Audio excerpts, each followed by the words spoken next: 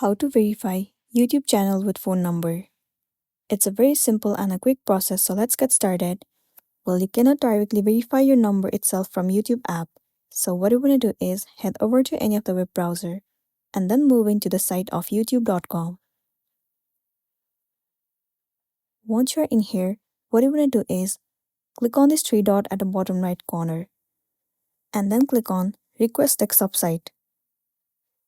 Once you're on desktop site, click on your profile at the top right corner of the screen and then move into YouTube Studio. It'll open up a YouTube Studio. Once you're in this page, click on the settings icon at the bottom left corner of the screen. This interface will appear on your screen. You need to head over to Channel and then move into Feature Eligibility. After that, you have to click on Intermediate Features. Scroll down and you'll see the option of Verify Phone Number. You need to click on it. Now select your country, enter your phone number, and then tap on Next. You will receive one verification code on your number. You have to enter that code and then you'll be good to go. So that's all for today, and this is simply how you can verify your phone number on YouTube channel.